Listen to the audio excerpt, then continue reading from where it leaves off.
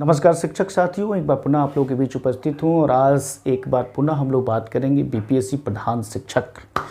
BPSC प्रधान शिक्षक परीक्षा के लिए डेट अनाउंस हो चुका है।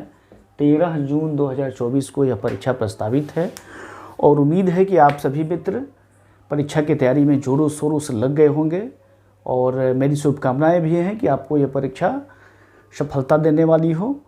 तो जो भी मित्र चैनल पर नए हों कृपया करके चैनल को अवश्य सब्सक्राइब कर लेंगे, लाइक करेंगे, शेयर करेंगे। आज का वीडियो बहुत ही खास होने वाला है। इस परीक्षा में गणित जो विषय है, गणित की तैयारी हम लोग कैसे करें, आज के वीडियो का टॉपिक यही है। और किन किन टॉपिक्स पे हम लोग बातचीत करेंगे कि कैसे उसकी तैयारी करेंगे, आज इस विषय पर हम लोग विस्तृत रूप से चर्चा करेंगे। तो देर नहीं करते हुए आइए देखते हैं। गणित जो हमारा होगा, प्रश्नों की संख्या तो सिलेबस में नहीं खुला है, लेकिन उम्मीद है कि 20 प्रश्न तो अवश्य रहने चाहिए। 25 भी हो सकते हैं, क्योंकि जो पहला खंड है उसमें 75 प्रश्न हैं। तो 75 प्रश्नों में 50 प्रश्न सामान्य अध्ययन से और 25 गणित और रीजनिंग दोनों मिला के हो सकते हैं। तो गणित और रीजनिंग अगर दोनों मिला करके 25 हैं तो 20 गणित हो सकते हैं, 5 इधर से हो सकता है, या फिर 15 या 10 भी हो सकता है। तो जहाँ तक मुझे उम्मीद है कि 15 से 20 के बीच में गणित के प्रश्न अवश्य होने चाहिए। किसी भी परीक्षा को सफलता और असफलता के बीच की जो कड़ी है वो 15 से 20 प्रश्न बहुत बड़ा मायने रखता है। तो उम्मीद है कि अगर इस जो खंड है, इस खंड पर अगर हम लोग ध्यान दें, अच्छे तरीक़े से इस खंड की तैयारी करें, तो यह परीक्षा आपके लिए अवश्य फलदायी साबित होगा। देखिए, गणित का जो सबसे सामान्य सा टॉपिक होता है वो सरलीकरण से लगभग सारे परीक्षाओं में पूछे जाते हैं। सरलीकरण के अंतर्गत कई सारे छोटे छोटे टॉपिक्स आते हैं। तो सरलीकरण आपके यहाँ से कम 2 से 3 प्रश्न यहाँ से आ सकता है। इसको आप लोग ध्यान रखेंगे, ये जरूर आएगा।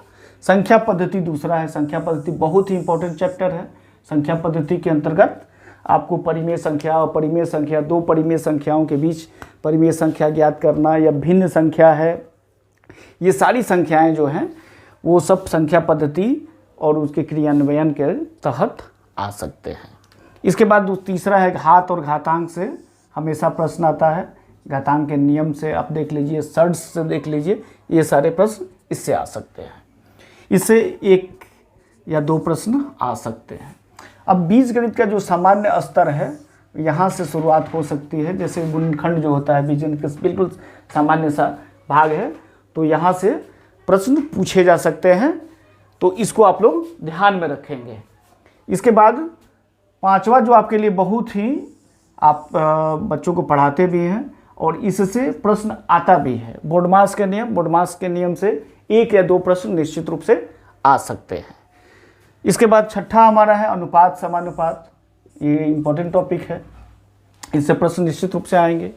अनुपात समानुपात में ही एक और यहाँ जोड़ सकते हैं औसत। औसत से प्रश्न आते ही आते हैं। इसके बाद मिश्रण से प्रश्न आ सकता है। मिश्रण से आप 1 या 2 प्रश्नों को ले सकते हैं या दे सकता है। काम और समय बहुत इंपॉर्टेंट चैप्टर, यहाँ से भी 1 से 2 प्रश्न या कभी कभी उससे अधिक भी प्रश्न पूछे जा सकते हैं। समय और दूरी से 1 प्रश्न रहता ही रहता है, इसको आपको देखना बहुत ज़रूरी है। इसके बाद जो है 10वां 11वां, ये काफ़ी इंपॉर्टेंट है।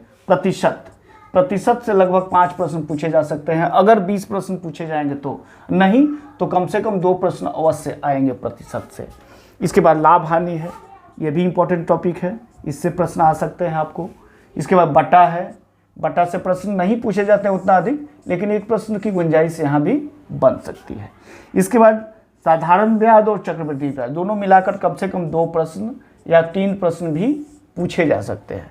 छात्रवृत्ति से 1 या 2 प्रश्न पूछे जा सकते हैं।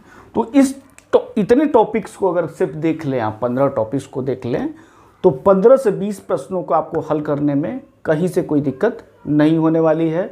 और मुझे उम्मीद है कि इस तरीक़े से अगर आप तैयारी करते हैं, जैसे सभी जानते हैं कि प्रधान शिक्षक जो है 150 प्रश्नों की परीक्षा है। तो 150 प्रश्नों में जो पहला जो खंड है 75 प्रश्नों का, वो सामान्य अध्ययन तथा गणित और रीजनिंग से है, और दूसरा जो 75 प्रश्न है वो डीएलएड से है। तो पहले खंड में जो सामान्य अध्ययन और गणित का खंड है, उसमें गणित की भूमिका काफ़ी निर्णायक साबित होगी। इसलिए आप लोग की गणित इन सारे टॉपिक्स को देखना बहुत ही ज़रूरी है। वीडियो के अंत तक बने रहें। बहुत बहुत धन्यवाद मित्र। चैनल पे बने रहें, अद्यतन जानकारी आपको यहाँ से मिलती रहेगी।